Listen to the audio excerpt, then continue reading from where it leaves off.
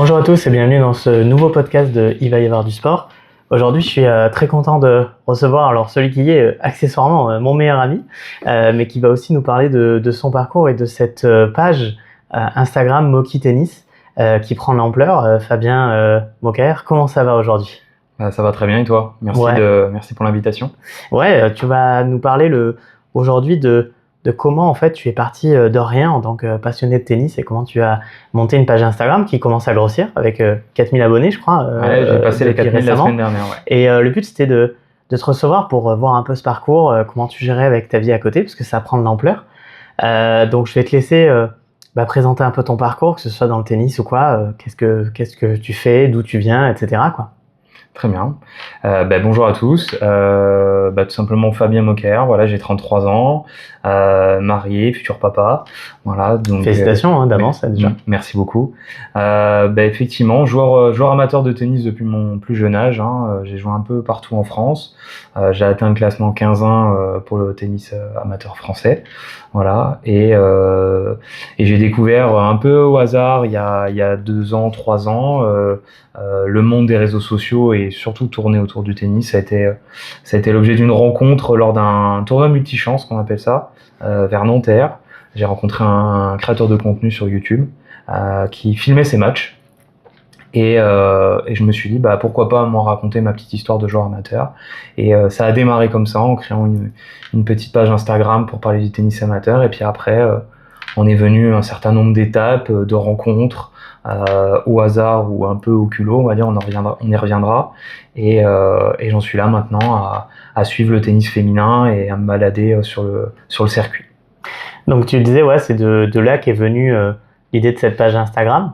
Que moi j'ai vu grandir, mais à la base c'était l'idée de voir quelqu'un qui fait pareil et de se dire tiens, si j'essayais. Mais à la base tu pensais, est-ce que tu avais l'idée de viser un tel succès ou c'était vraiment pour le plaisir? On aura l'occasion de revenir sur ça, mais est-ce que déjà à la base quand tu l'as créé t'avais des objectifs ou c'était juste pour le plaisir? Non, franchement, il n'y avait pas d'objectif particulier au départ. C'était tout simplement en voyant un peu ce qui se faisait sur la création de contenu, je me suis dit pourquoi pas ne pas parler du tennis amateur. C'était pas beaucoup discuté au final, donc il n'y avait pas d'objectif. Je voulais juste me faire plaisir. Et puis après, via des rencontres avec des joueurs professionnels, on y revient tout à l'heure, où je me suis dit, et puis j'ai vu que ça commençait à prendre assez rapidement, même s'il faut du temps pour construire un réseau, une communauté, un réseau, un carnet d'adresses. Je me suis pris au jeu, en fait, surtout. Et l'appétit vient en mangeant, entre guillemets, quand on voit que le nombre de followers arrive et les retours sont plutôt très positifs. Ça donne envie de continuer. Ça prend de plus en plus de temps. Mais on reste sur un plaisir et beaucoup d'humilité. Voilà. Ok. Justement, tu disais sur comment ça a évolué ensuite pour toi. Est-ce qu'il y a eu des efforts particuliers pour développer l'audience ou est-ce que finalement ça s'est fait un peu naturellement? Je sais que, comme tu me disais, le tennis c'est aussi un petit milieu, entre guillemets. C'est peut-être plus facile, entre guillemets, que du généraliste. Donc est-ce qu'il y a eu des steps particulières où tu as senti que l'audience montait, des événements? Comment ça s'est fait cette évolution pour ouvrir une page et c'est en 2 ans, je crois. Ouais, 2 ans et demi. Ouais. Que tu arrives aux 4000 abonnés. Effectivement, c'est des différents steps. Au départ, on monte avec ses amis, ses connaissances. Ayant joué pas mal au tennis dans toute la France avec mes études, j'ai rencontré pas mal de joueurs et de joueuses. Donc déjà, ça amène une petite communauté, on va dire, au départ. De très grands passionnés. Et après, le premier step, ça a été de contacter des joueurs et des joueuses professionnelles sur Instagram, ou un peu au culot, en leur demandant... j'avais vu différents journalistes ou créateurs de contenu qui faisaient des lives ou des interviews avec les joueurs, et je me suis dit, tiens, pourquoi pas. Donc j'ai contacté un certain nombre de joueurs, un petit peu au culot, comme on dit. Et il y a Antoine Wang, pour ceux qui connaissent, qui est ancien joueur professionnel, alors qui est autour de la 800e place, mais qui a quand même atteint le 3e tour de Roland-Garros et qui a été top 100 mondial, qui m'a répondu assez rapidement sur Instagram en me disant écoute, ok, pour faire un live avec toi. Donc on a préparé la trame ensemble, etc. Et on a fait un live au final de quasiment 2 heures. Et j'ai eu un petit déclic en me disant Franchement, c'est super intéressant. On apprend plein de choses sur le circuit. Et puis, ça a commencé à ouvrir un petit peu le réseau parce que j'ai vu pas mal de joueurs professionnels, même Gasquet qui s'est connecté. Alors, est-ce qu'il restait 2 ou 20 minutes? J'en sais rien. Mais voilà, ça a été un premier step. C'est des premières rencontres qui ont commencé à ouvrir mon réseau. Donc ça a été la première étape. Et au fur et à mesure de faire des lives, il y a d'autres joueurs, d'autres joueuses, d'autres coachs qui se sont connectés. Et on finit par parler un petit peu de toi. Et au fur et à mesure, tu transformes tes 90% de non en 60% de oui. Et après, il y a eu un deuxième step au bout d'un an où je me suis dit pourquoi pas aller sur le circuit professionnel, que ce soit chez les garçons ou chez les filles. Et j'ai eu la chance d'avoir une première accréditation média au WTA 500 de Strasbourg. Là, tu avais combien d'abonnés à ce moment-là? Donc là, j'étais à peu près déjà à 2000, je pense. Ok, parce qu'en fait, c'est vrai que c'est un cercle vicieux ou vertueux, c'est-à-dire que vertueux dans l'idée où une accrède, c'est si tu as un minimum d'audience, je suppose. Donc, oui, voilà. oui. Alors, il y aura une différence entre le circuit féminin et le circuit masculin, mais oui, une accréditation média, faut savoir. Normalement, pour avoir une accréditation média sur un tournoi sportif, professionnel, il faut une carte de presse. Donc, normalement, je suis pas éligible à ces accréditations médias. Malgré tout, les tournois, etc., essayent de s'ouvrir, notamment les plus petits tournois, on va dire, essayent de s'ouvrir un petit peu à la création de contenu sur toutes les plateformes. Et j'ai eu la chance que Strasbourg, qui est le plus grand tournoi féminin de France derrière Roland-Garros, accepte. D'ailleurs, je remercie encore Louise, la responsable de communication, qui m'a donné ma chance. Et en fait, ce step, il a été très important parce que j'avais pas mal de lives. J'avais déjà fait à peu près en 1 an et demi, j'avais déjà fait une bonne trentaine de lives facilement. Donc c'est quand même un gros rythme. En fait, j'ai vu un déclic en allant sur les circuits, c'est que les joueuses, les joueurs que je rencontrais, en fait, ils me voyaient virtuellement, mais là, ils m'ont vu sur le tournoi, ils ont vu comment je fonctionnais. Et il y a vraiment eu un déclic, en tout cas en nombre d'invités et en réponse positive, en fait. J'ai très peu, enfin, ça paraît prétentieux, mais j'ai très peu de noms maintenant. C'est vraiment quand je commence à taper dans les très très grands joueurs, où là, oui, c'est difficile d'atteindre, mais ça a débloqué beaucoup de choses en allant sur le circuit.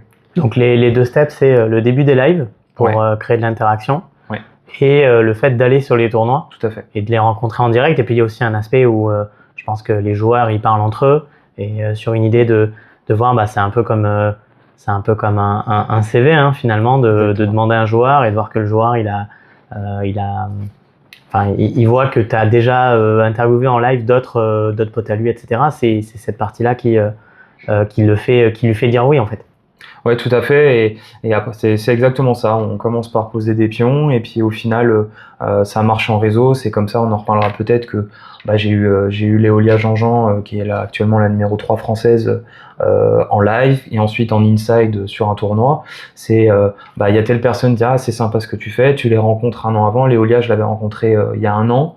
On n'avait pas forcément beaucoup parlé. J'ai été suivi par son coach. On a sympathisé. Il a vu que ce que je faisais était évidemment du monde amateur, mais professionnalisé, on va dire, et que j'étais assez sérieux, passionné, et qu'il a vu que pour eux c'est tout bénef parce que ça leur fait un petit peu de communication, et du coup c'est du donnant après. Vu que je suis quand même surtout sur le circuit secondaire, les joueurs et surtout les joueuses, maintenant que je suis le circuit féminin quasiment exclusivement, elles y voient un intérêt parce que je les mets en avant. Je suis pas embêtant, ça on pourra revenir parce qu'il y a des journalistes classiques ou pas classiques qui peuvent être un peu embêtants. Mais voilà, ça marche comme ça, la confiance, et puis au fur et à mesure on t'ouvre les portes. La mère d'une joueuse qui est une responsable tennis canadienne qui te fait arriver à avoir Mboko, qui est la plus grande pépite espoir du tennis, qui est actuellement en finale, c'est ce que j'allais dire, finale à Montréal, donc dans l'actualité on peut pas taper plus. Et au fur et à mesure on voit que les steps, les portes s'ouvrent, on rencontre des gens, ça met du temps. Moi, je suis passé par le circuit féminin qui est peut-être qui est beaucoup moins médiatisé que le circuit masculin. Donc, ça a été peut-être un peu plus simple d'y rentrer. Malgré tout, ça me permet de rentrer humblement vers le circuit féminin et ça m'ouvre petit à petit, ça m'ouvre plein de portes. Ouais. Ok. Tu parlais de temps justement, la partie vraiment que je voulais aborder avec toi sur Il va y avoir du sport, c'est cette gestion avec ta vie perso. Ça te prend combien de temps par semaine à peu près la gestion de ta page? Alors au début, ça me prenait, au tout début, pour être très honnête, ça me prenait peut-être 1 heure ou 2 par semaine. Allez, grosso merdo, on va dire. Et là maintenant, ça me prend, franchement, ça me prend plusieurs heures par jour Voilà. Ok. C'est vrai que je me suis mis à monter aussi, alors avec l'aide d'un ami monteur Creative Studio, à monter un peu sur YouTube, à monter moi toutes mes vidéos et interviews sur Instagram avec CapCut. Donc ouais, c'est plusieurs heures de veille par jour. Donc c'est vrai que c'est contraignant, c'est addictif en fait. C'est ça qui est un peu problématique, c'est addictif. Donc faut savoir se calmer de temps en temps parce que oui, j'ai une vie privée. Donc faut trouver un équilibre. Voilà, faut pas s'amuser à partir toutes les semaines en tournant. Donc c'est un équilibre à avoir. J'ai la chance d'avoir une femme compréhensive qui accepte ma passion et qui me laisse vivre ma passion. Elle voit que je fais ça pour m'amuser, mais je le fais assez sérieusement, donc c'est quasiment du professionnel. Ça rapporte pas de sous pour le moment, mais oui, ça me prend plusieurs heures par semaine. Et quand je suis sur un tournoi, par exemple, j'y vais. Généralement, les tournois, je fais max 3 jours sur le tournoi. Je passe pour le coup, je travaille pas. Je pose un congé sans solde. Je passe ma journée sur les réseaux à monter, à discuter, à filmer, regarder les matchs. Donc voilà, en période de tournoi, je fais 8h, 22h sur les réseaux. Et en semaine, il faut trouver un équilibre avec mon vrai travail dans l'informatique. Ça peut me prendre 2-3 heures la semaine. Donc des fois, on switch la pause déj, on mange devant son ordi et puis on monte des vidéos, on essaie de créer de nouveaux contacts. Encore ce midi, j'essaie de monter des contacts pour avoir un arbitre en interview. Donc je dirais voilà, je résume de plusieurs heures par jour. Donc mais des fois faut se donner des pauses. Ouais, c'est ça aussi, c'est une question un peu dérivée. Tu disais faut que ça reste une passion. C'est ça. On peut être absorbé par une sorte d'appât du gain, on va dire, l'idée de se dire putain, j'ai tellement d'opportunités, je peux avoir un tel, etc. Et puis surtout en France, on parlait de la page qui grossit, mais je crois savoir qu'il y a pas beaucoup de pages tennis qui en vivent et qui sont autonomes. Donc finalement, il faut accepter l'idée que ça. On souhaite évidemment que ça soit la bascule, mais il n'y a pas beaucoup de pages tennis en tout cas qui en vivent aujourd'hui. Tout à fait, ouais. Faut pas rentrer, si j'avais un conseil à donner à des jeunes ou des plus vieux, parce que moi je fais pas partie des jeunes sur les réseaux sociaux. 30 ans, ça paraît presque vieux. T'es encore jeune. J'ai encore des années, mais on va dire en créateur de contenu tennis, je suis plutôt dans les plus âgés. Ok. Et il faut pas rentrer dans les réseaux sociaux en se disant je vais être une star. Voilà, je pense qu'il faut trouver je vais trouver le terme, son identité, ses cibles, voilà, ses axes ses axes particuliers. La création de contenu, il y a très très peu de gens qui en vivent, c'est 0,001%. Que ce soit en tennis ou ailleurs. Que ce soit en tennis ailleurs, voilà. là je suis de manière plus générale. Sur le tennis, je vais résumer, on est peut-être une centaine de créateurs de contenu tennis un peu plus connus. Très honnêtement, il y en a 3 ou 4 qui vivent du tennis. Il y a, pour ceux qui connaissent, il y a Jules Marie qui est le plus grand créateur de contenu, qui est un ancien joueur pro, qui a eu le bon filon, donc lui il gagne bien sa vie sur les réseaux. Il y a Pauline Payette que je connais un petit peu. Il y a Jawad sur YouTube notamment aussi qui commence à vivre un peu des réseaux. Mais voilà, à part Jules Marie et Pauline Payette, il y en a pas qui gagnent leur vie quoi. Voilà, c'est parallèle. On peut avoir des partenariats avec des marques. Moi ça commence à venir, mais d'avoir vraiment un financement, c'est la monétisation en fait via les plateformes. Il y a réellement que YouTube ou TikTok qui le font, pas Instagram. Donc moi, titre d'exemple, pour le moment, je gagne très peu d'argent. Voilà, c'est plus à perdre. Donc moi, j'ai la chance de travailler à côté et de vivre correctement, donc ça me permet de financer ma passion. Mais il y en a beaucoup qui arrêtent ou qui réduisent on va dire la densité et le rythme parce qu'à un moment, financièrement, ça coûte cher. Ouais. Surtout quand moi comme moi les créateurs qui veulent aller sur le circuit, voilà, j'ai des amis créateurs de contenu, il y en a certains, ils ont mis des prêts de 100 000 euros pour faire tout le suivi du circuit à l'international, Donc en plus pour moi, je trouve à titre personnel c'est à perte parce qu'à part être repéré derrière par une chaîne de télé ou vraiment commencer à faire payer ses interviews, etc. Je vois pas de modèle économique pour en tout cas gagner sa vie. Peut-être trouver des équilibres pour que ça coûte le moins cher possible, mais je vois pas de modèle économique à part être submergé par les marques ou être même financé, voilà, par un joueur ou une joueuse qui décide il veut un community manager pour toute sa saison. Là, on peut avoir un salaire fixe, ce qui est une possibilité aussi. C'est pas le cas, mais ça peut être une possibilité. Ok. Sur la partie justement on reviendra sur tes projets futurs, qu'est-ce que tu aimerais, etc. Sur la partie de gérer avec sa vie pro et perso à côté, Est-ce que tu as une orga classique à partager? Est-ce que tu te mets des garde-fous en termes horaires? Tu te mets des plages dédiées? Et est-ce que, tu le disais, il n'y a pas le risque de se laisser entraîner et perdre le contrôle, hein, comme tu disais tout à l'heure, parce que voilà, on est excité. En plus, c'est une vraie passion pour toi. C'est ce qui fait que ça marche, je pense. Et est-ce que du coup, le truc de se dire, voilà, comme tu dis, l'appétit vient en mangeant, mais à un moment, on peut voilà, perdre le contrôle, notamment avec ta gestion pro, puisque tu as quand même un poste à responsabilité. Donc Ouais. voilà, c'est quoi pour toi une orga classique, et est-ce que tu as ouais, des lignes rouges que tu franchis pas, quoi? Mais bon, c'est une très bonne question. Oui, alors j'ai franchi la ligne rouge de temps en temps. C'est vrai que, alors moi j'ai été assez transparent avec mon entreprise. C'est-à-dire quand j'ai vu que ça commençait à prendre un petit peu, il y a un an et demi, j'ai prévenu mon entreprise. Voilà, j'ai contacté directement le PDG et la DAF pour le coup, en disant bah voilà que j'avais une aventure sur les réseaux sociaux qui me prenait pas mal de temps. C'est dit comme si c'était une infidélité. Oui, comme si c'était une infidélité, c'est vrai, c'est dit bizarrement. Mais en tout cas, voilà, je les ai prévenus, j'étais transparent avec eux en leur disant que s'il y avait, voilà, que j'allais avoir une activité secondaire à côté, qu'elle allait me prendre pas mal de temps et que je serais peut-être amené à dégager du temps, c'est-à-dire plutôt des congés ou des congés sans solde, surtout pour aller me déplacer sur le circuit. Voilà, et qu'évidemment, s'ils observaient une baisse de productivité, de concentration sur mon travail, qu'ils n'hésitent pas à me contacter pour me dire bah voilà, écoute Fabien, il y a une baisse, il y a une ligne rouge qui est franchie, ta productivité est moins bonne. Donc voilà, en tout cas ça s'est très bien passé, ils l'ont très bien pris, ils ont apprécié, je pense, la démarche, mon honnêteté là-dessus. Ma DAF s'est abonné à ma page, c'est pour dire.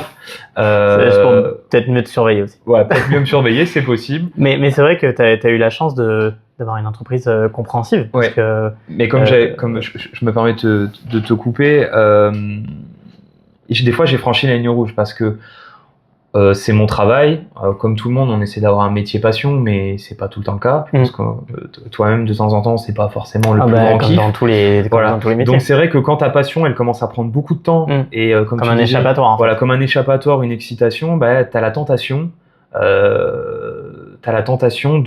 De vouloir faire plus de réseaux sociaux que de boulot. Donc c'est vrai que je me suis retrouvé à certaines périodes où j'ai senti moi-même une baisse de productivité et que ma qualité de travail baissait. Donc j'ai eu la chance de pouvoir réagir à ce moment-là et dire bon Fabien, on va se calmer, on reprend les priorités, ce qui te donne à manger c'est le boulot. Donc voilà, il faut se mettre des garde-fous. J'ai pas forcément de semaine type, mais j'essaye au maximum de ne pas me connecter sur mon téléphone ou de ne pas publier pendant mes horaires de travail. Je dis pas que j'y arrive tout le temps, voilà, je plaide coupable, mais voilà, j'essaie au maximum de me faire ça le matin en me levant, voilà. Le midi, j'ai une pause de 2 heures, donc j'essaie plutôt de faire ça entre midi et 2. Je me limite entre le perso et le boulot à un live par semaine maximum, pour laisser tous les autres soirs ou pour préparer ou tout simplement pour vivre ma vie. Donc voilà, après moi je pense que ma page pourrait exploser et se développer encore plus vite si je m'y mettais encore plus d'énergie. Voilà. Je sais qu'il y a des créateurs de contenu qui ont plus d'abonnés que moi, ou même un peu moins, qui font tout le temps que de ça. Mais sauf que j'observe que la plupart en fait sont célibataires ou pas d'enfants, etc. et ne font que ça. Voilà, moi, on peut voir sur mon compte, sur Instagram, je suis à 360 publications. Je peux comparer par rapport à Jawad qui a 15 000 abonnés sur un peu quasiment toutes les plateformes. Il est à 1200 publications et il a commencé à peu près en même temps que moi. Donc voilà, il est à 4 fois plus de publications sur Insta. Il vlog tous les jours quasiment ou tous les 2 jours sur YouTube. Donc voilà, après si on veut réussir, faut se donner les moyens, faut avoir l'argent, mais faut se donner les moyens. Moi, j'arrive à bien me développer à un bon rythme, mais je sais que je peux pas aller plus vite dans la limite de ce que je me donne. Voilà. Ouais, et puis il faut éviter aussi d'être entre guillemets pris en otage par son succès, par le truc, de se dire là je suis obligé maintenant de faire une publi par jour parce que c'est l'algo Instagram, parce que on tombe dedans quand même. Ouais, mais parce que mon réseau le demande. Mais après il y a ce risque-là aussi de se retrouver un peu pris en otage, de se dire parfois j'ai pas envie, mais bon voilà, ça fait longtemps que j'ai pas posté, il faut que je tienne mon rythme, etc. Où là ça devient un travail, ou pour X raison, en fait on doit absolument tenir ce rythme, même quand on n'a pas envie. Et ça arrive dans tous les milieux, sur la musique, on doit sortir tant d'albums, etc.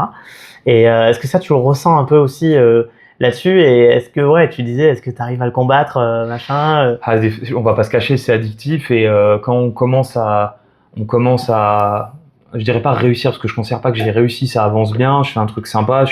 Moi, où je suis très heureux, c'est les retours des joueuses et des joueurs professionnels. Voilà, le monde professionnel apprécie ce que je fais. Moi, c'est une vraie victoire pour moi. Les passionnés aussi, hein. Mais quand je vois que les professionnels apprécient ce que je fais et que je discute avec pas mal de joueurs et de joueuses à côté, c'est une vraie réussite.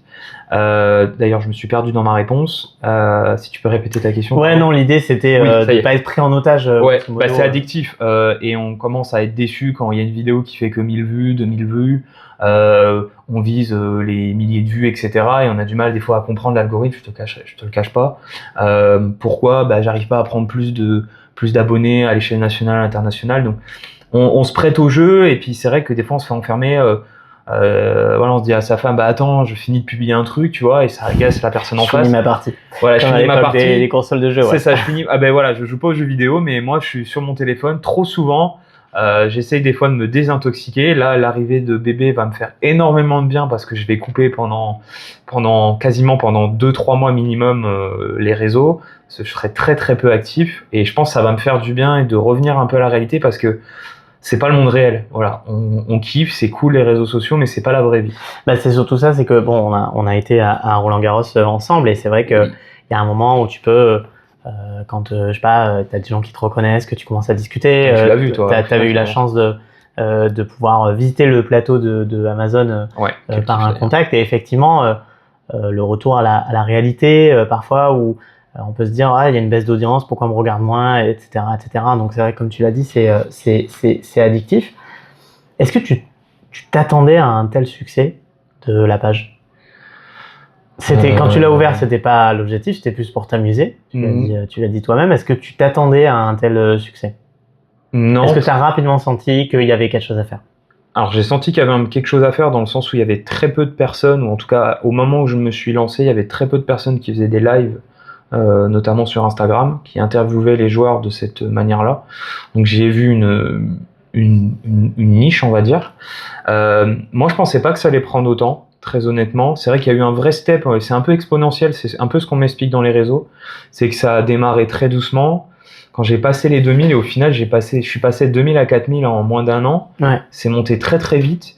Après on en parlera, mais on a la notion de publicité que j'ai utilisée, les jeux concours, etc. Donc les créateurs de contenu qui te disent qu'ils ont jamais monétisé une vidéo, il y en a, hein, probablement, mais c'est... La plupart, on va dire qu'ils te mentent parce que on met de la pub de temps en temps pour mettre en avant un peu sa vidéo. Ça peut arriver, donc ça permet de gagner des followers un peu gratuitement, on va dire. Mais non, je pensais pas que ça allait aussi vite. Moi, j'ai vu le step, je te dis, le step quand je suis allé sur le circuit où en fait ça ouvre à d'autres personnes, tu rencontres d'autres personnes et en fait tu ouvres des nouvelles cases, des nouveaux réseaux. Là, je pense que je suis bien connu entre guillemets à l'échelle française. À l'échelle internationale, maintenant, j'essaye voilà, je pense que c'est mon step suivant. On en parlera tout à l'heure. C'est les interviews en anglais et aller à l'étranger. You speak English? Very well. Voilà, on en parlera tout à l'heure, je pense. Et c'est quoi, selon toi, qui fait en toute humilité, c'est quoi selon toi qui fait le succès de ta page, qui fait que ça marche? Je pense que c'est ma sympathie. On voit que je suis un passionné et on voit que j'essaye de mettre au maximum à l'aise mes invités lors des interviews. On peut le voir, hein. On voit toujours au début quand la plupart des joueurs et joueuses n'ont jamais fait de live, hein, quand je les interviewe. Donc au début, on sent qu'ils sont un petit peu, ils sont un petit peu hésitants, etc. On pourrait prendre l'exemple de Léolia, qui était peut-être un petit peu tendu au début, et puis je pense qu'on voit que j'arrive à mettre à l'aise la personne en face de moi, et en fait, je décroche vite des sourires et on voit que les personnes voient que je m'y connais en tennis. Alors, je suis pas un spécialiste, tu vois, je suis pas Fred Verdier. D'ailleurs, que j'ai interviewé, c'était un énorme kiff, en tant que passionné. Mais voilà, je pense que c'est ça, c'est mon humilité, ma simplicité. Je cherche pas à faire du buzz. Et je pense que voilà. Et puis t'es un connaisseur. Voilà, je suis un connaisseur du tennis. T'es pas venu au tennis parce que il y avait un truc à prendre. Exactement. Je suis mort du tennis depuis mes 4 ans. On voit que je suis un passionné. Je pense que j'apprécie et je pense que j'ai une cible. Je vise pas les très très jeunes. Voilà, Puis tu y joues aussi, hein. j'y joue. Je me fais quelques vidéos terrain. Il y en a aussi sur mon compte.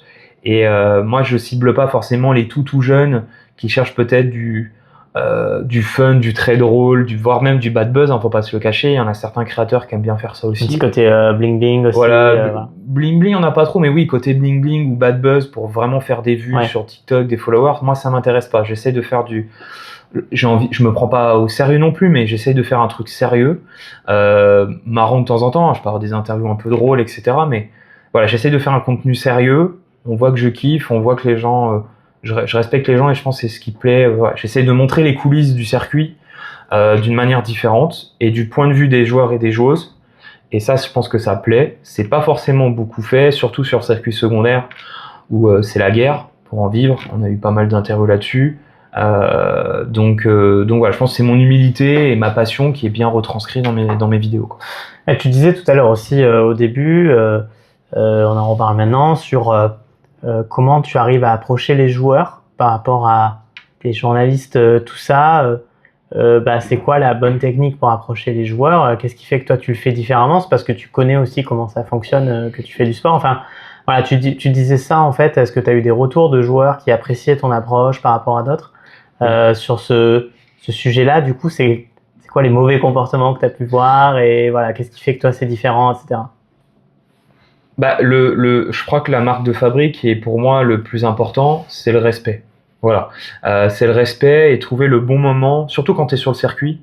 Quand c'est sur Instagram, entre guillemets, tu prépares un écrit, tu l'envoies et tu vois ce que ça donne. C'est lu quand c'est lu. Ouais. C'est vraiment sur le circuit, c'est trouver le bon moment pour aller poser une question, demander au joueur ou à la joueuse si on peut l'interviewer, etc. Il y a beaucoup de journalistes ou certains créateurs de contenu qui sont... Alors, j'ai enlevé les créateurs de contenu parce que c'est souvent des passionnés, donc ils savent ce que c'est le tennis. Mais il y a beaucoup de journalistes sportifs qui ne sont pas des sportifs au départ, parce qu'ils sont obligés de couvrir un France 3 d'une région, ils suivent plein de sports, mais ils savent pas les codes du sport. Donc voilà, c'est par exemple aucun intérêt d'aller voir une joueuse ou un joueur juste à 2 heures avant le match. Voilà. Moi généralement, j'attends. Alors des fois j'ai contacté la veille le joueur et la joueuse, parce que je connais la programmation par cœur, je le contacte la veille en disant voilà, est-ce qu'on peut faire une interview après ton match si tu gagnes, évidemment, parce que souvent quand t'as pas gagné, t'as pas envie de t'interviewer, on va pas se cacher.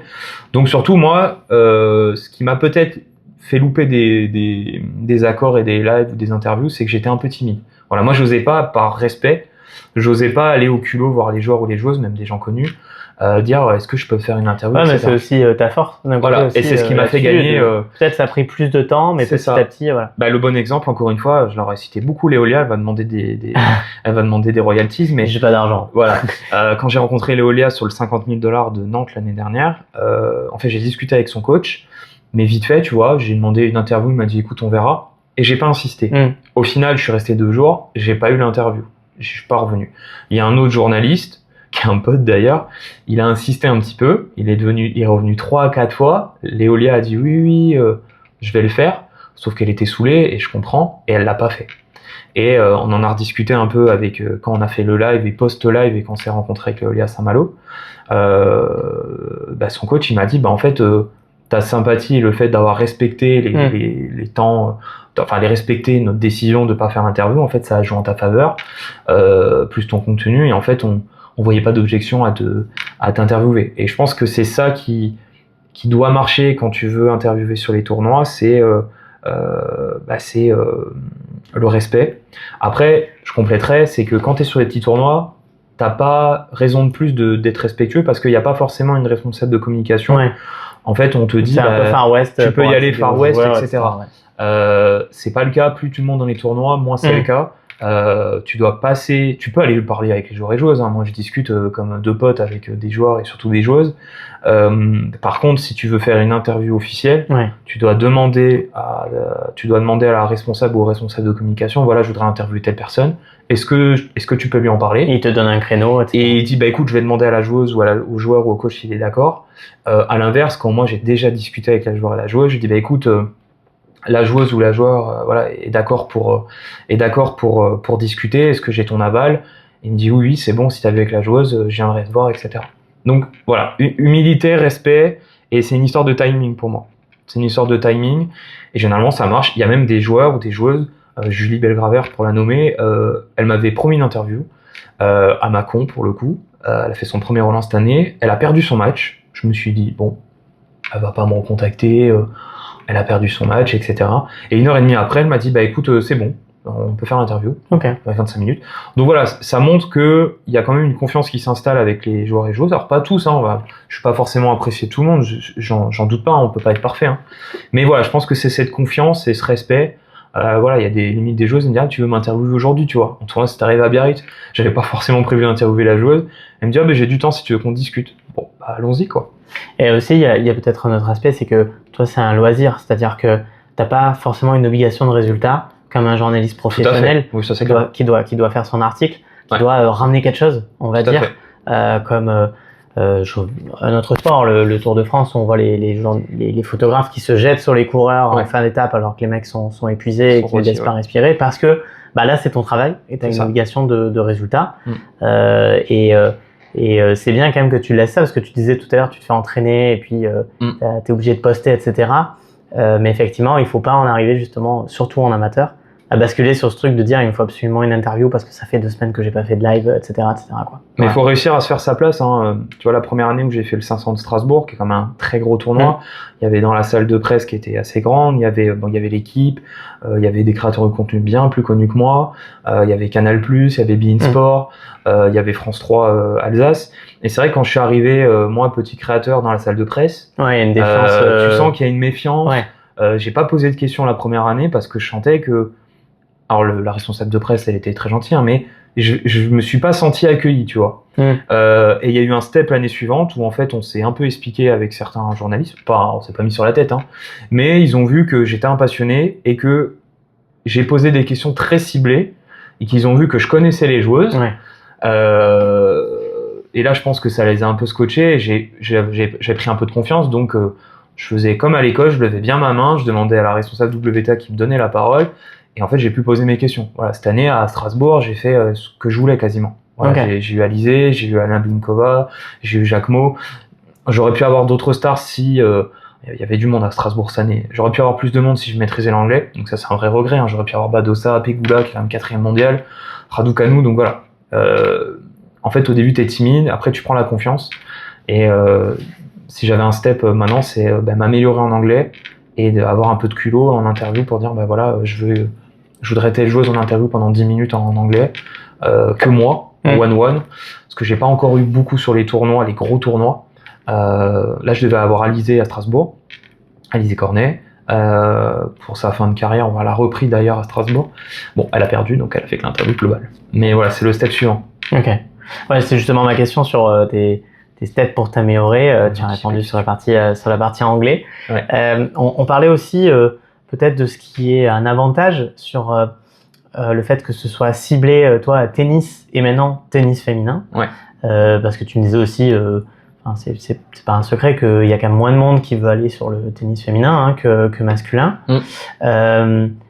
Donc la notion de réseau, elle est hyper importante dans ça, du coup. Oui, très importante, c'est que puis c'est un plus petit monde, donc il y a moins de personnes qui gravitent autour des joueuses. Alors dans le top 50, top 10 mondial, oui, évidemment, il y a du monde, entre les agents, les marques, etc. Il y a une grosse gravitation. Mais peut-être pas toute l'année. Peut-être mais que pas toute l'année. Les grands chelems, les gros tournois, etc. Il y a moins de sous dans le monde féminin. Il y a beaucoup moins de sous, à part dans les grands chelems où il y a l'équité au niveau du prize money. On pourra en parler éventuellement. Mais sur les autres tournois, il n'y a pas du tout d'égalité sur le prize money. Donc il y a moins d'attention, il y a moins de visualisation au télé. Hein. C'est beIN Sport qui a la majorité des tournois de WTA. Mais voilà, le circuit secondaire, en fait, il n'y a pas d'argent. Donc je me suis perdu, excuse-moi. Non, on parlait de la notion de réseau. Et oui, justement et du coup, c'est à force c'est à force d'interviewer. C'est un maillage. En fait, c'est ça, tu construis ton maillage. Voilà, l'exemple de Mboko est flagrant. C'est que j'ai suivi une joueuse qui s'appelait Julie Belgraver, qui est une franco-hollandaise, avec qui j'ai fort sympathisé, que j'ai interviewé à Mâcon, avec qui on a fait un live ensemble. Il s'avère que sa mère s'était connectée sur le live.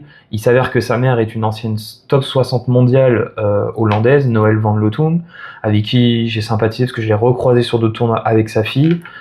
Il s'avère que c'est la responsable du tennis féminin canadien, de la haute performance. Elle gère notamment, c'est la patronne de Nathalie Tauziat. Donc elle gère tout le tennis féminin canadien, donc Leila Fernandez, Victoria Mboko, et en fait c'est en discutant avec Noël qui a vu que j'étais plutôt sympathique, qui m'a dit, j'ai dit est-ce que je pourrais interviewer Leila Fernandez, est-ce que je pourrais avoir le contact, et elle m'a dit bah écoute, elle est pas trop en forme en ce moment, je vais pas te donner le contact.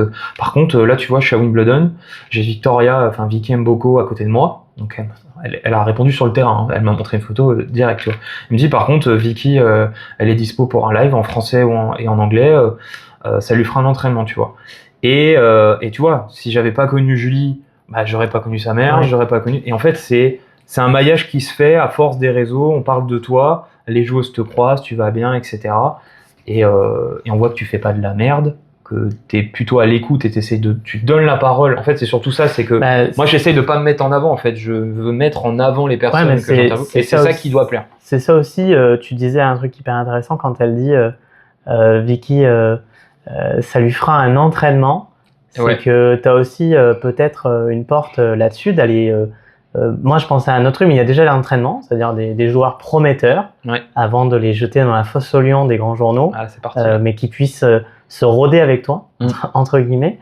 Et le deuxième aspect, est-ce qu'il y a, ça reste des sportifs professionnels, en tout cas, est-ce qu'il n'y a pas une question d'ego, c'est-à-dire, bon bah voilà, quand on est top 10, top 20, on est sûr d'être interviewé, donc limite on en a marre, etc. Mais pour une 60e, 70e ou des joueurs moins connus, est-ce qu'il n'y a pas un ego de se dire bon bah au moins il y a des médias, des gens qui s'intéressent à moi et qu'on répond plus facilement? Oui, il faut pas être langue de bois quand t'es top 100 mondial, surtout chez les garçons. Quand t'es top 150 chez les garçons, t'as pas besoin forcément, top 100 allez on va dire, t'as pas besoin de cette visibilité sur les réseaux sociaux avec un petit créateur de contenu à 4000 abonnés, tu vois. Par contre, pour des joueuses qui ont peu de visibilité, évidemment, elles y voient un intérêt parce que elles sont très peu interviewées.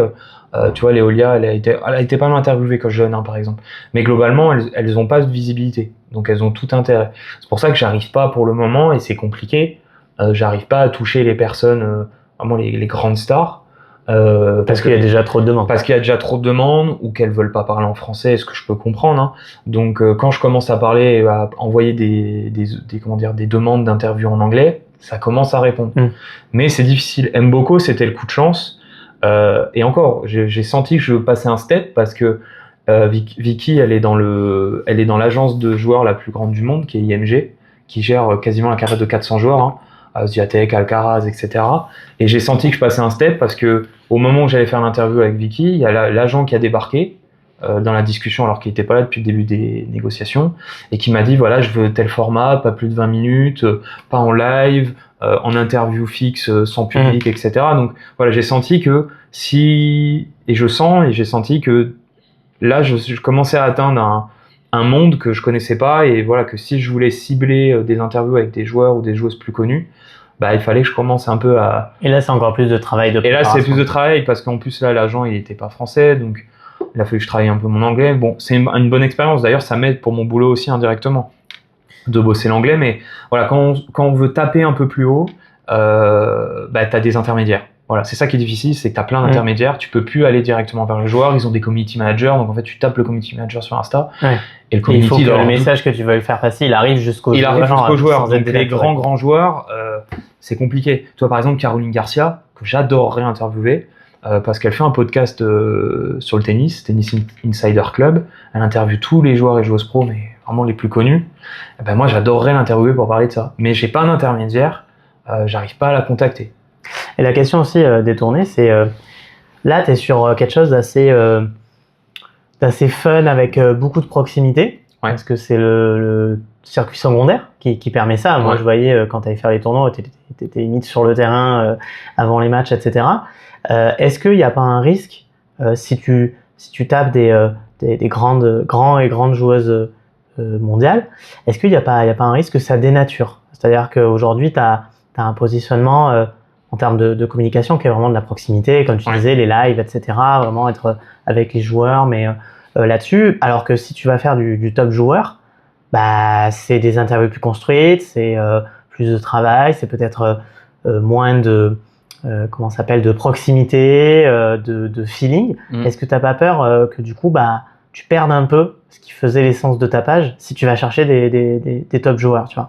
Bah, je vais poser le problème à l'envers, c'est que pour pouvoir me financer les petits tournois et la proximité avec les joueurs ou les joueuses, il y a un intérêt d'aller sur les très grands tournois où tu peux interviewer et faire de la vidéo des grandes joueuses ou des grands joueurs, où là tu augmentes ta visibilité, et tu augmentes ton nombre d'abonnés. Et plus tu vas avoir d'abonnés, c'est malheureux, hein, ça joue au nombre d'abonnés, pas forcément à la qualité.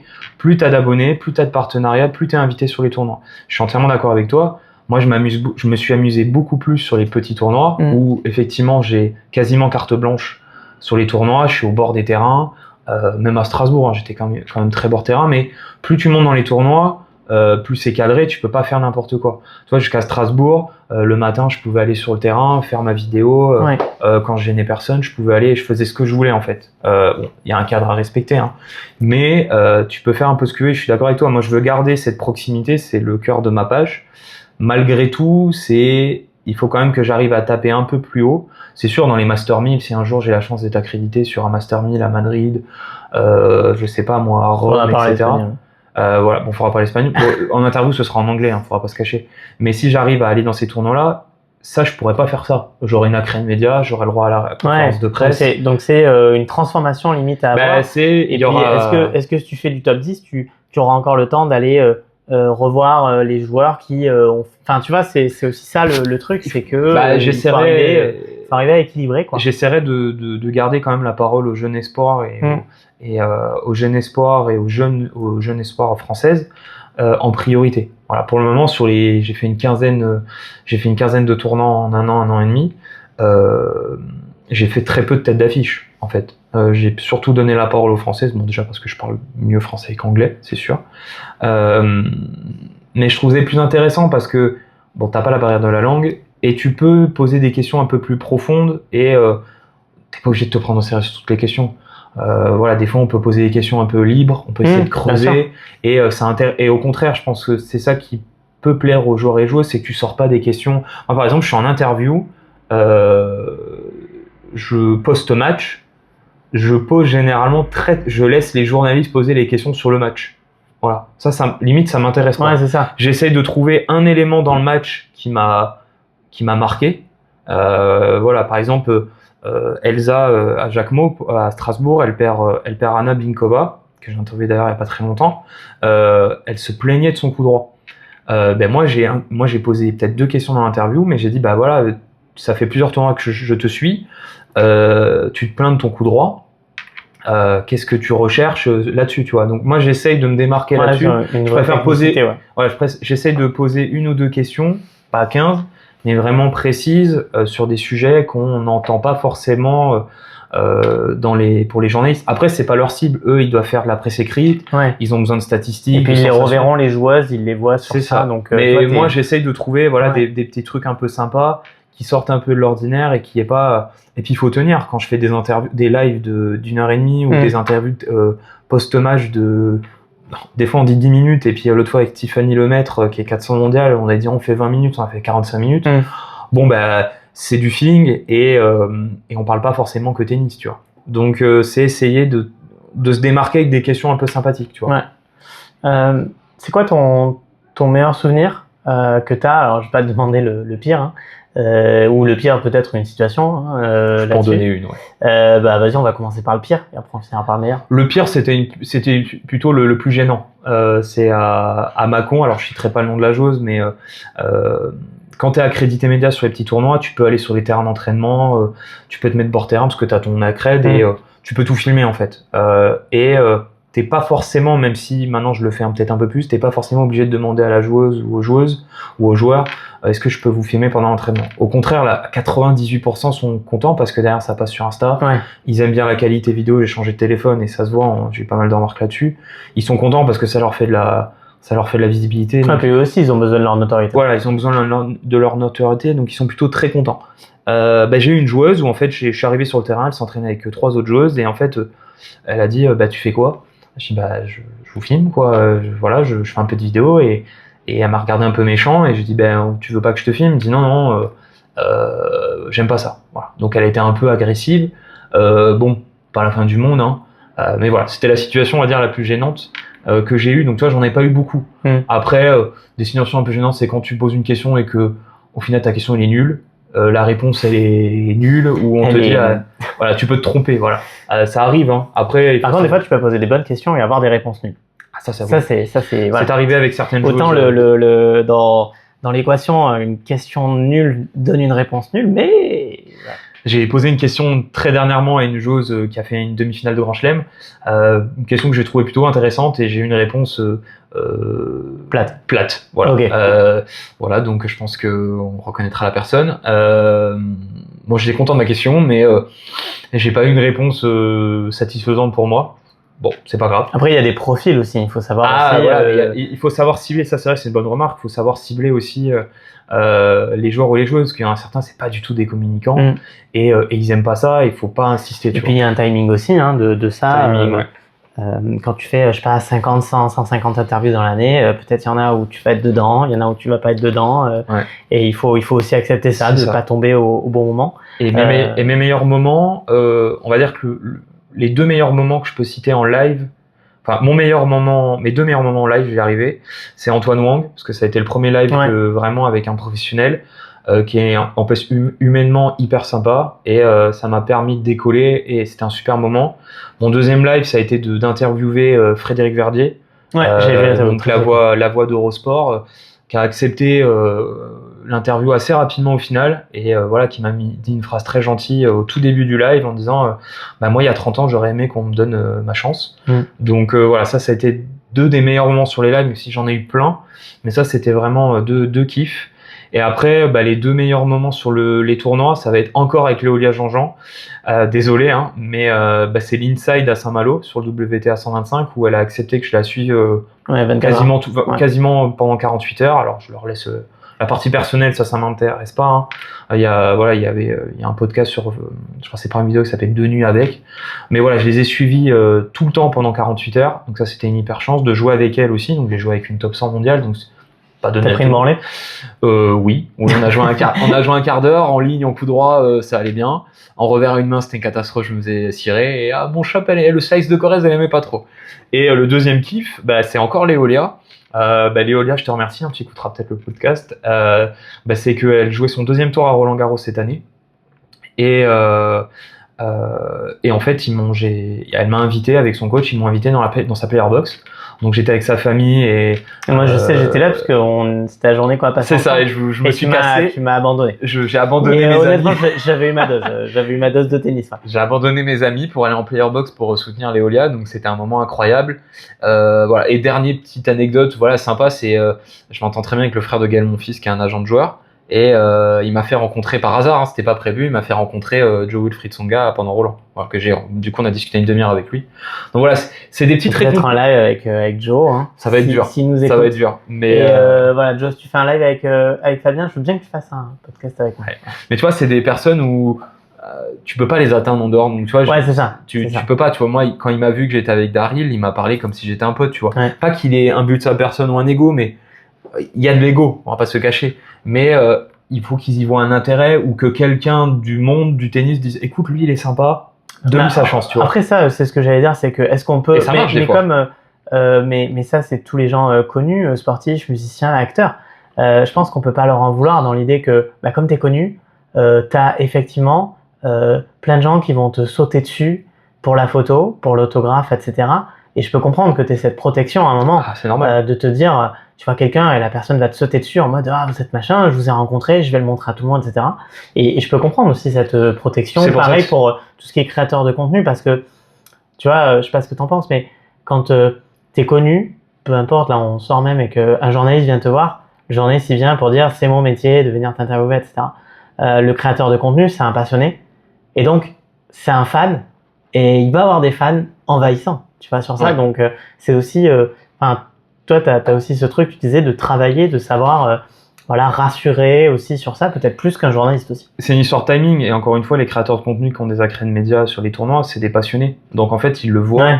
les joueurs, ils le savent. Tu vois, par exemple, Gaël Monfils, il est adorable avec tous les créateurs de contenu. Moi, j'ai pas eu la chance encore de le rencontrer, mais il y en a d'autres qui l'ont vu. Il est adorable, il adore ce qu'on fait, il nous met en valeur. Alors peut-être parce qu'il est, il a une vibe jeune, tu vois. Mais globalement, ils sont assez chill. Tu vois, Badosa, qui a été 2e mondial à Strasbourg. Alors moi, j'ai pas interviewé, mais elle était avec ma pote Flavia Scata, qui est tiktokeuse. Elle était hyper chill, tu vois, elle était en kiff, tu vois, parce que je pense qu'il y a aussi certaines joueuses et joueuses pro, même dans le top 20, top 30, tu vois, même top 10, je pense qu'à l'inverse, elles aimeraient bien, ou ils aimeraient bien, un peu de trucs un peu de sympa, tu vois, plus naturel, plus délire, tu vois, sauf que en interview, crois-moi, quand tu vas dans les gros tournois et que les responsables ATP et WTA, ils te donnent la parole comme à l'école, et que tu peux faire tout encadrer, il faut que ça reste hyper pro, bah t'as pas la main, c'est difficile de trouver un créneau pour t'amuser, tu vois, un petit peu. Ouais. Et je pense que les joueurs n'attendent que ça. Badosa, toi, elle était en kiff total avec Flavia, elle a fait un petit délire TikTok. Flavia était comme une dingue. Badosa lui a dit abonnez-vous à Flavia Scata, tu vois. Badosa, elle a 3 millions d'abonnés. Ouais. C'est toujours sympa, tu vois. Ouais, c'est toujours sympa, ouais. Ça peut aider. Tes conseils pour des gens qui voudraient ouvrir leur page, que ce soit, alors pas dans le tennis parce que ça te ferait concurrence, mais pauvre. ouais, non, mais après dans le sport, enfin, je pense que la recette est un peu pareille pour tous les milieux. Ouais. Est-ce que tu aurais des conseils à donner pour des gens qui voudraient ouvrir leur page? Peut-être faites-le par passion et pas pour avoir des abonnés. C'est comme les gens qui ont ouvert les plus grandes boîtes mondiales, je suis pas sûr qu'au départ ils pensaient à dire je fais une boîte pour devenir milliardaire. Donc c'est plus de la passion. C'est quoi les conseils que toi tu donnerais voilà, pour ouvrir une page? On en a déjà parlé tout à l'heure, mais pour revenir dessus. Bah déjà, on dit beaucoup, moi et toi, il y a certaines personnes qui me disent t'es un influenceur.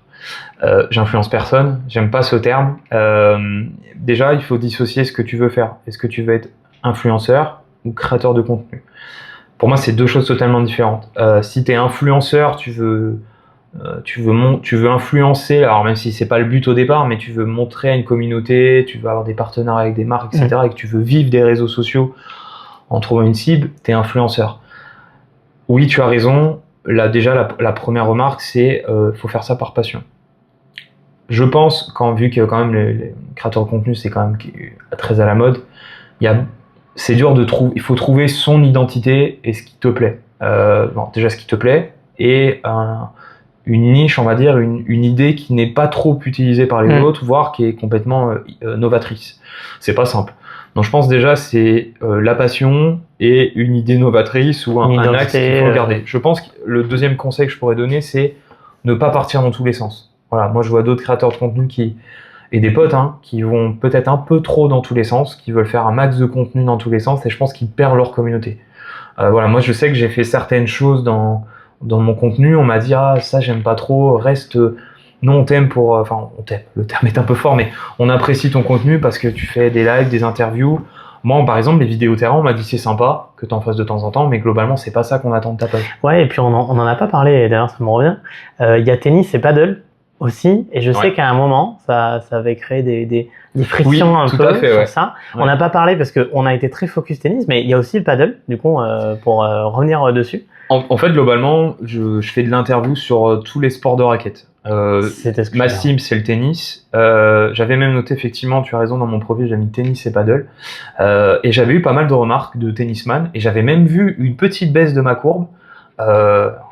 Faut modérer sur le nombre d'abonnés, mais j'ai senti que quand je commençais à faire un peu plus de paddle et faire un peu moins de vidéos tennis et plus de vidéos paddle, j'ai senti que c'était pas top. Donc on te fait vite comprendre, c'est malheureux, mais on te fait vite comprendre. Après, faut pas être enfermé et nécrosé par sa communauté, mais voilà, on te fait sentir quand tu sors un peu de ton carcan. Moi, par contre, je maintiens. Je fais des lives avec des gens de tous les sports de raquettes. Tu vois, j'ai eu le numéro 1 mondial et le numéro 1 français de beach tennis. J'ai eu du racket long qui est le sport aux 4 raquettes. J'ai la semaine prochaine et j'ai du beach tennis. Je vais probablement avoir du pick and ball il y a pas longtemps. J'espère pouvoir interviewer du bad prochainement. J'aimerais bien avoir Lanier là, le top 10 mondial, donc je suis en contact. J'essaye d'avoir, mais c'est long. Des fois c'est ça, faut être patient. Ou du squash, tu vois. Donc ça, je maintiens. Je veux essayer de toucher l'interview un peu de tous les. Et est-ce que sur le paddle, alors peut-être j'ai cette vision-là, mais est-ce que aussi tu payes aussi le fait que pour les puristes tennis, le paddle est pas trop bien vu, une sorte de nouveau sport un peu comme ça, le nouveau sport des riches entre guillemets, parce que on voit sur LinkedIn les mecs qui font des tournois tout ça entre entrepreneurs. Bah surtout qu'il y a d'autres créateurs de contenu qui parlent que de paddle. Ouais. Donc il y a bon là il y a Jules Marie qui s'est transformé paddle, mais il y a le Chiquiter, il y a Kevat, il y a Léo Poulain que je salue, voilà il y a déjà d'autres créateurs de contenu paddle. Donc je pense que les gens n'aiment pas quand tu vas dans tous les sens. Et quand tu viens grignoter sur les plateformes. Et alors ça c'est peut-être les créateurs qui vont ne pas apprécier, mais je pense que les comités disent bah écoute lui il fait ça mieux que toi. Et moi je sais reconnaître que voilà le paddle j'ai pas le niveau voilà et la connaissance du paddle et les entrées pour mettre en avant le paddle français, même si j'ai déjà eu en interview des Français ou des Françaises qui sont très bien classés en paddle, qui étaient aussi des Instagrammeurs ou des YouTubeurs, Julien Seurin notamment. Mais voilà, chacun sa cible. Donc voilà, dans mes conseils, c'est la passion, trouver son identité, être patient, ne pas vouloir aller trop vite, même si, surtout, ne pas quitter son job pour se lancer dans la création de contenu, parce que moi j'en connais. Essayer de trouver un équilibre, ce qui n'est pas simple. Là, tu vas avoir un congé paternité, donc peut-être que...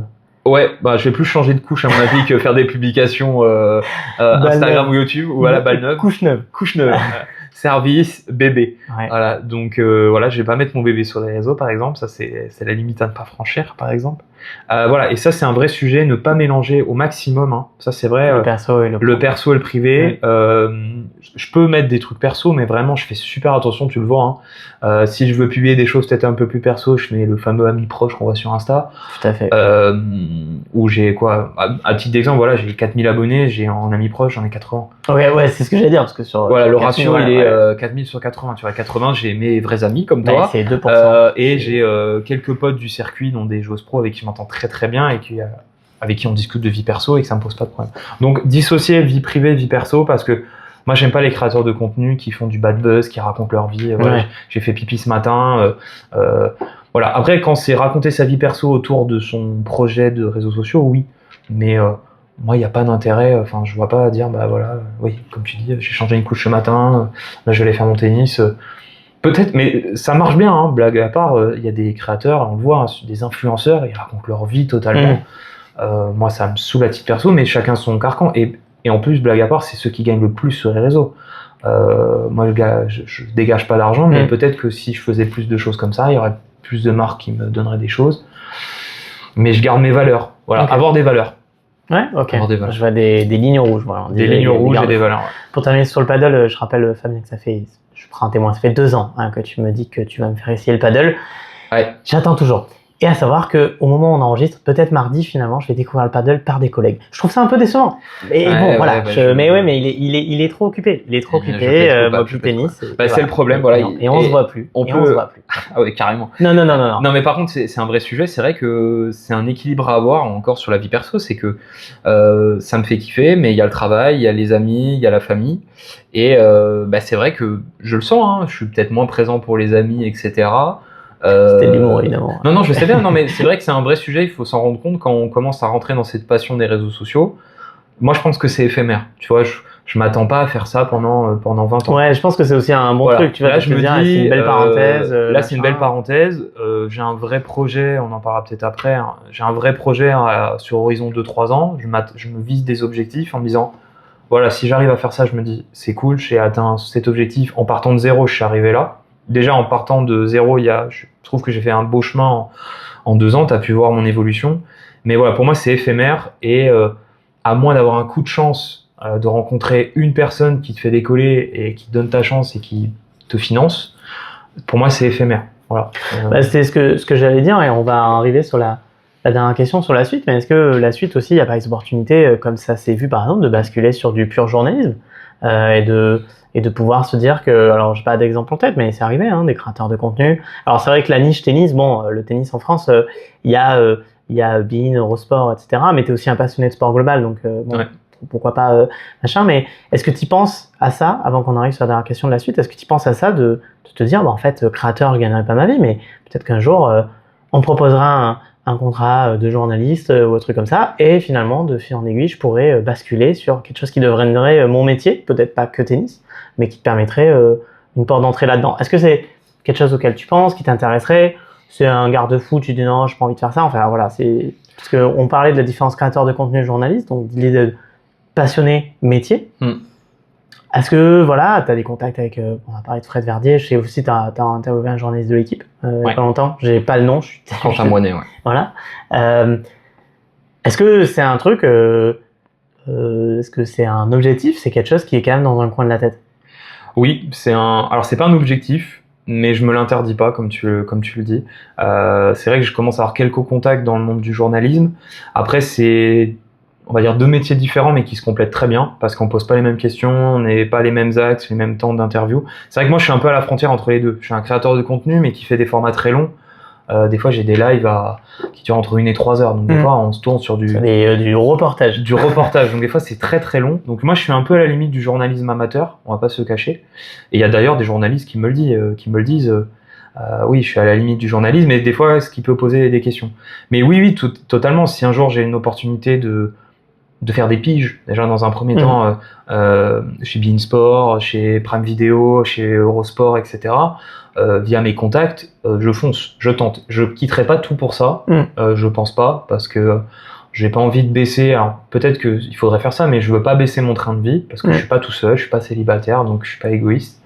Mais après, même célibataire, on pourrait aussi ne pas oui, vouloir y mais je aller. me dis que si j'étais célibataire, je ferais pas les mêmes choix. Tu vois, là je serais célibataire, j'aurais peut-être pris le risque de m'arrêter peut-être 1 an totalement et de faire que ça, tu vois, parce que j'ai personne à responsabilité, un enfant, l'amour d'une femme, etc. Donc peut-être que je me lancerais plus bête et zongue dans mon projet, tu vois. Faut savoir être dans la réalité, mais en tout cas voilà, si j'ai des occasions. Oui, j'adorerais, ce serait un kiff. Moi, je te l'ai toujours dit, je rêverais de commenter un match à Roland-Garros, même un petit match de qualification entre un Bulgare et un Moldave, tu vois, inconnu au bataillon. Bonjour la Bulgarie. Et encore, moi, je rêverais de faire un commentateur sur les qualifs, parce que suivant le circuit secondaire chez les filles, c'est là où j'ai le plus d'infos et le plus de connaissances. Donc, moi, ce serait mon rêve de commenter sur un Grand Chelem, par exemple. À Roland, ce serait un kiff. Je vais pas spoiler, mais je suis en contact avec, bon, on peut le dire, j'essaye de voir avec Fred Verdier pour faire quelque chose sur l'US Open. On en parle. Je sais pas si on va pouvoir le faire parce que y a bébé qui arrive, mais il y avait une idée comme ça. Moi, je peux y aller, moi, sinon. Ouais, mais écoute, j'ai déjà essayé d'y aller. J'en discute avec lui, mais voilà. En tout cas, je me l'interdis pas. Et si ça arrive, ce serait bête de dire non, tu vois, comme le journaliste que j'ai rencontré à Rouen et qui m'a fait faire un kiff de ouf. Alors j'ai été un peu forceur, mais bon, il faut savoir un peu de culot aussi dans le monde. Mais j'ai été un peu forceur. Et on n'a pas dit ça aussi, mais je pense que ça fait aussi partie. Hein, il faut savoir un peu de culot. Moi au début, il faut être respectueux, mais il faut savoir aussi de temps en temps se dire, avoir un minimum de confiance. Je force un peu, et au final, ça a payé parce que le mec m'a fait visiter tout le car régie de Prime Video. Il m'a montré, alors journée, c'était pas trop là parce que c'était en journée. Puis après, il m'a dit, écoute, c'est bon, j'ai un badge, je t'emmène là-haut, et j'ai pu filmer, faire des photos vidéo, et peu de gens ont pu le faire, tu vois. Je suis le seul créateur à Roland qui a pu le faire cette année, tu vois. Parce que à Roland-Garros, ce qu'il faut savoir, je finirai sur ça, sur les grands chelems, t'as rien le droit de filmer, les créateurs de contenu sont limite bannis, on peut se faire menacer par la Fédé, je l'ai déjà été d'ailleurs. Donc là, c'est une énorme chance que j'ai eue. Si Prime m'avait pas dit oui, j'aurais jamais pu publier, j'aurais eu des emmerdes, disant des choses avec Roland. Une question détournée, tiens, qui me revient, puisqu'on parlait du fait que tu... Non, mais en fait, il y a la première partie d'aller chercher des lives, donc d'aller interviewer. Et tu disais, j'ai interviewé Fred Verdier, on est toujours en contact. Comment, après, derrière, tu fais pour garder contact? Parce que finalement, tu as eu ton live avec ta joueur, ton journaliste, ta personne connue. Ça pourrait s'arrêter là, mais le but pour toi, c'est d'entretenir ce réseau. Comment tu fais pour l'entretenir? Est-ce que ça se fait naturellement? les gens ils viennent commenter ta story? Est-ce que tu te fais des plans de dire bah je vais le recontacter lui de temps en temps, dire comment ça va, etc. Tu commentes? Enfin c'est ça le plus dur finalement parce qu'il y a le fait de dire voilà j'ai eu l'interview, mais toi sur sur l'entretien du réseau, comment tu travailles ça? T'as des plans définis ou c'est au feeling? C'est au feeling, très clairement c'est au feeling. Après, par exemple, pour Fred Verdier et la prise de contact, par exemple, là, ma méthode, c'est la patience et pas le harcèlement. Voilà, donc Fred, on en avait parlé post-live. Même pas, on n'en avait pas parlé après le live. J'ai laissé peut-être 2-3 mois après le live. J'en ai parlé. Il a mis un certain temps à répondre parce qu'il n'est pas très Instagram. Il a Instagram, mais pas très Instagram. Il m'a dit, écoute, on peut y réfléchir et on se tient au courant. Là, tu vois, je l'ai pas recontacté depuis 2-3 mois. Là, je vais le recontacter pour on se rapproche de l'US Open. Voilà. Moi, encore une fois, c'est une histoire de timing. Mais tu te mets des rappels quand même. Non, je mets pas des rappels. Mais c'est quand, enfin, ça reste dans j'essaye de voir en fonction des opportunités et en suivant le circuit en disant bon, bah, c'est peut-être le moment. Faut savoir suivre aussi les tournois, tu vois. Voilà, je sais qu'en ce moment, là, bah, il y a certains joueurs, par exemple, pendant Roland-Garros, ou enfin 2 semaines avant Roland-Garros et enfin on va dire 1 mois avant Roland-Garros et pendant Roland-Garros, ne t'attends pas à avoir de live. Voilà. La majorité des joueurs que je suis sont en qualif de Roland, voire en tableau principal ou au-dessus des qualifs, mais c'est très focus Roland. Donc par exemple, tu sais qu'à ce moment, c'est vraiment pas le moment de communiquer. Ouais, puis il y a d'autres demandes aussi qui arrivent. Il y a demandes, il n'y a pas que toi. Donc voilà, c'est une histoire de timing, mais je me mets pas de rappel particulier. Là, je sais que Fred, après, j'ai pas 150 opportunités, mais c'est une histoire de timing. Et là, je sais, bah voilà, Fred, je vais le recontacter. Là, on est le 8 août, le 7. Je vais le recontacter et puis tenter. Il va peut-être me dire non.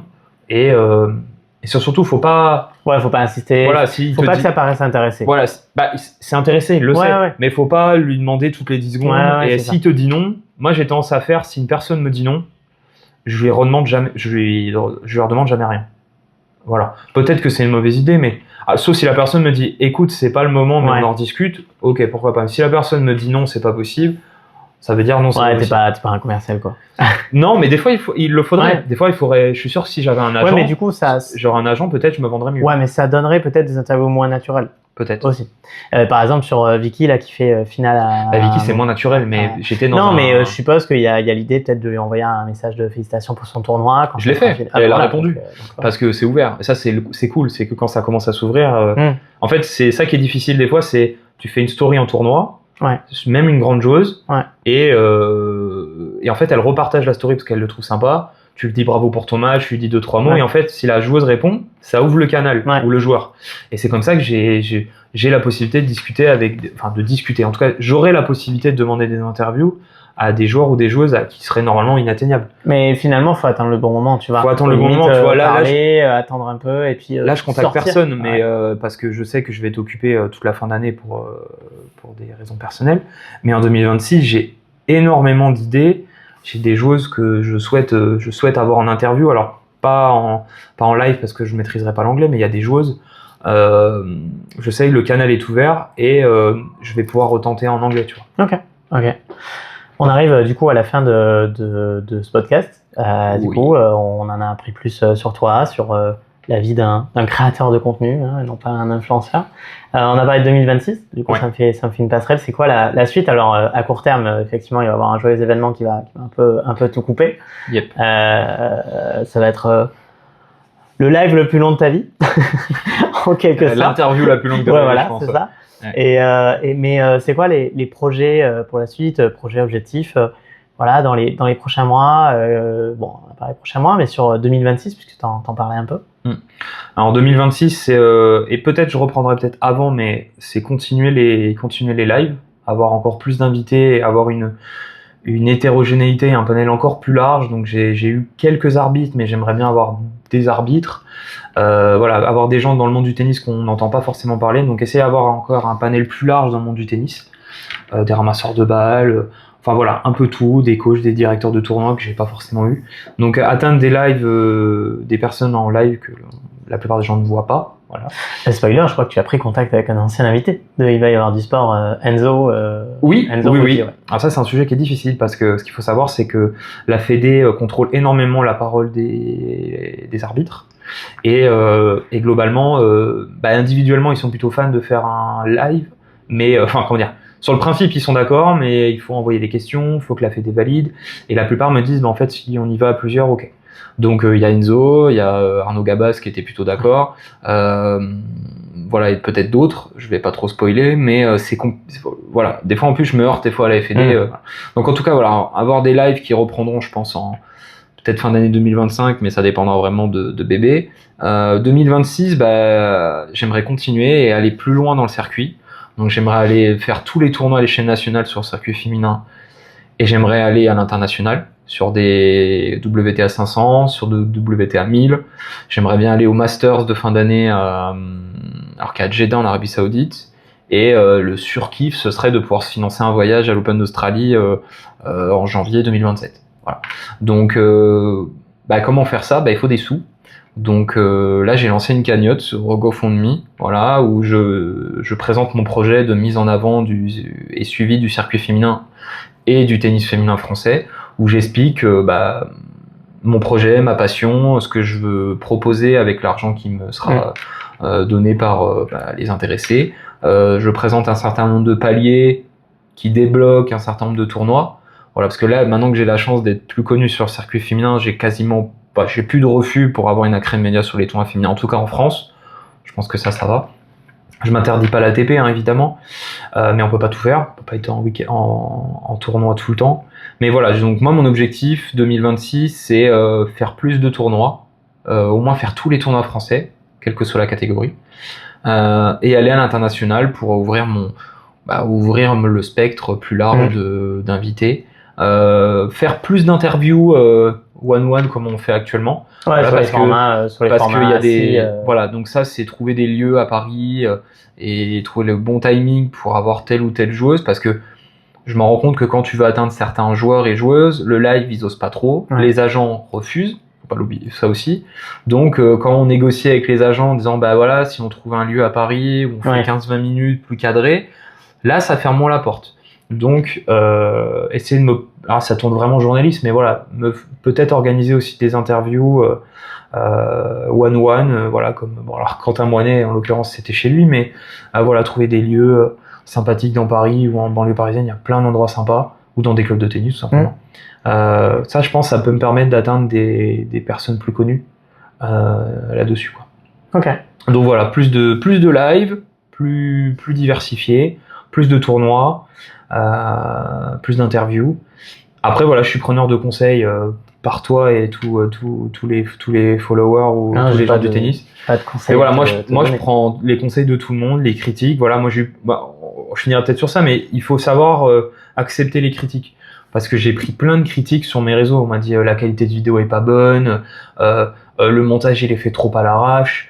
Et c'est vrai qu'on peut le voir, toi tu l'as vu, il y a quand même eu une évolution alors c'est pas parfait, mais très positive. Voilà, Non, mais c'est l'expérience. Voilà, je me suis professionnalisé, je fais du montage un peu plus poussé, j'essaye de faire de la traduction. J'ai acheté un téléphone très cher pour faire une qualité vidéo, et tout le monde me l'a dit depuis que j'ai changé de téléphone en début d'année, c'est le jour et la nuit sur les vidéos. Donc voilà, ça passe par là, il faut savoir accepter les critiques et les conseils. Voilà, et je finirai sur ça, on peut pas être aimé de tout le monde. Voilà. Ok. Merci beaucoup pour ce live, pour ce podcast. Merci à toi. En tout cas, c'était cool. Il y aura quelques jours d'écart entre l'enregistrement et la diffusion, mais merci beaucoup à toi sur ça. Merci.